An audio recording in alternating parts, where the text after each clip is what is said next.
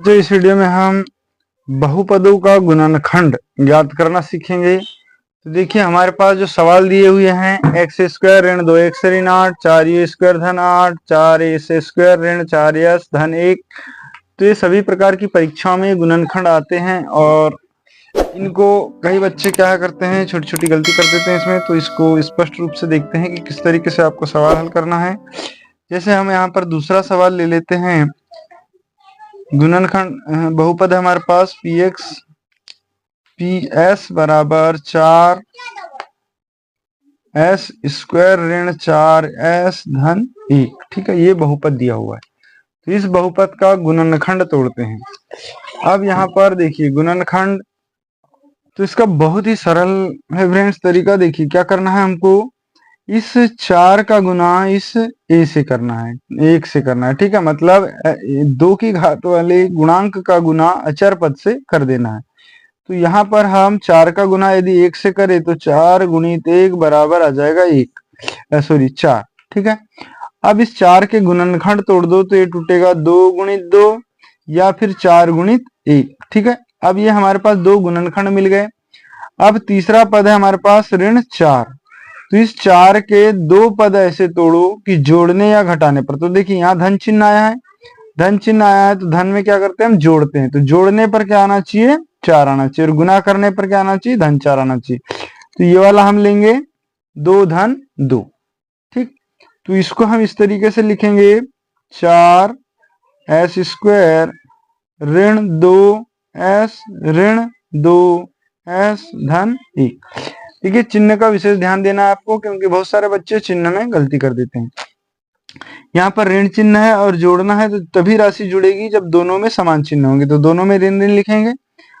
अब ये हो गया 4 यस स्क्वायर ऋण 2 यस, एक कोष्टक में लिख देंगे। यहाँ पर ऋण बाहर निकाल देते हैं तो ये हो जाएगा 2 एस। देखिए यहाँ से ऋण बाहर आ गया तो यहाँ बचेगा ऋण 1। अब इन दोनों में से 4, यहाँ 2 एस बाहर निकाल देते हैं तो यहाँ बचेगा 2 दूनी 4 एस ऋण 1, और ये हो गया ऋण 1, 2 एस ऋण 1। ठीक है, अगली स्टेप में हमारे पास आ जाएगा 2 एस ऋण 1, 2 एस ऋण 1। तो ये 2 एस ऋण 1 एक कोष्टक में आ गया, और ये 2 एस ऋण 1 दूसरी कोष्टक में आ जाएगा, 2 एस ऋण 1। तो इस तरीके से आपको गुणनखंड तोड़ना है। अब हम दूसरा सवाल ले लेते हैं। अगला सवाल है हमारे पास पी एक्स बराबर 6 स्क्वायर ऋण 3 ऋण 7 तो इस तरीके के सवाल को आपको क्या करना है, यहाँ पर सबसे पहले घात के अवरोही क्रम में जमा लेना है। तो इसको हम लिख लेंगे 6x का वर्ग ऋण 7x ऋण 3। ठीक है, इस तरीके से हमने लिख लिए। इसके बाद हमको क्या करना है, इस 6 का गुना इस ऋण से करना है। तो 6 गुणित ऋण 3, तो ये हो जाएगा 6 3 18, तो ऋण 18। ठीक है, हमारे पास क्या है, ऋण 18। यहाँ चिन्ह कैसा है, ऋणात्मक। ऋणात्मक में हम क्या करेंगे, घटाएंगे संख्या को। अब ये 7 लिखा हुआ है। ठीक है, 7 के ऐसे 2 भाग तोड़ना है। सबसे पहले तो 18 के गुणनखंड तोड़ लो। तो 18 के गुणनखंड हो जाएंगे 9 दूनी 18, 18 का 18। ठीक है, 6 3 18। ठीक है, ये 3 गुणनखंड निकल कर आते हैं हमारे पास। 3 गुणनखंड में से वो गुणनखंड चयन करना है जिसको घटाने पर, ये ऋण चिन्ह है तो घटाने पर, ये ऋण चिन्ह है तो घटाने पर, जिसको घटाने पर 7 आ जाए। अब देखिए 9 में से 2 घटाते हैं तो 7 आता है, ये परफेक्ट सही है। दूसरा 18 में से 1 घटाते हैं तो 7 नहीं आएगा, 6 में से 3 घटाएंगे तब भी 7 नहीं आएगा। तो हम क्या लेंगे, 9 और 2। तो इसको लिखेंगे 6x का वर्ग ऋण 9x धन 2x ऋण 3। देखिए यहाँ पे एक में ऋण लेंगे एक में धन लेंगे तब बड़ी संख्या घटेगी। तो बड़ी संख्या यहाँ ऋण लाना है, इसलिए बड़ी संख्या के सामने ऋण लेंगे और छोटी संख्या के सामने धन लेंगे। ये हो जाएगा, इन दोनों में से 3x बाहर निकाल देते हैं। तो 3 दूनी 6x ऋण 3 3 9। इन दोनों में से धन 1 कॉमन निकलेगा तो यहाँ बचेगा 2x ऋण 3। अगली स्टेप हो जाएगी 3x धन 1, और ये हो जाएगा 2x ऋण 3, 2x ऋण 3। तो ये हमारा गुणनखंड निकल कर आ गया। ठीक है, तो इस तरीके से आप गुणनखंड इस सवाल को हल करेंगे। और एक सवाल देख लेते हैं हम तीसरा। तीसरा सवाल है हमारे पास कि पी एक्स बराबर 3x का वर्ग ऋण 1 ऋण 4।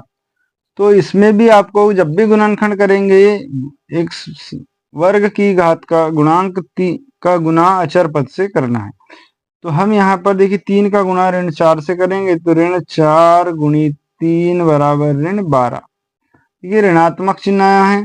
अब ये 12 के गुणनखंड तोड़ दो तो 3 गुणी 4 1 हो जाएगा, फिर और कुछ होगा नहीं, तो 12 गुणी 1।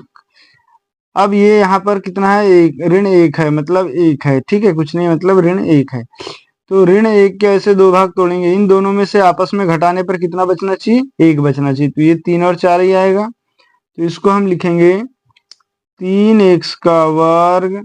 देखिए बड़ी संख्या के सामने ऋण लिखेंगे, तो ये 4 के सामने ऋण x धन 3x ऋण 4। इस तरीके से इसको तोड़ देना है। इसके बाद आप इन दोनों में से कॉमन निकालेंगे, तो दोनों में से कॉमन निकलेगा x, तो यहाँ पर x लिख दिए। फिर यहाँ बच गया 3x ऋण 4, और इन दोनों में से कुछ भी कॉमन नहीं निकलेगा तो धन 1 कॉमन निकाल लेंगे, और यहाँ लिख देंगे 3x ऋण 4। देखिए दोनों कोष्टक समान संख्या है, तो दोनों कोष्टक की समान संख्या को बाहर कर देंगे, तो 3x ऋण 4 एक कोष्टक में हो गया। अब हमारे पास बचा x धन 1, यहाँ लिख देंगे x धन 1। तो ये निकल कर आ गया गुणनखंड। तो इस तरीके से आपको किसी भी बहुपद हो या समीकरण हो या वर्ग बहुपद हो या वर्ग समीकरण हो, इनके गुणनखंड निकालना है। यदि वीडियो अच्छा लगा हो तो प्लीज लाइक कर दे, चैनल को सब्सक्राइब करे और बेल आइकन घंटी को जरूर पेश कर दे। और एक सवाल हम ले लेते हैं अब नंबर 4। हमारे पास एक सवाल दिया हुआ है टी स्क्वायर ऋण 16। ठीक है,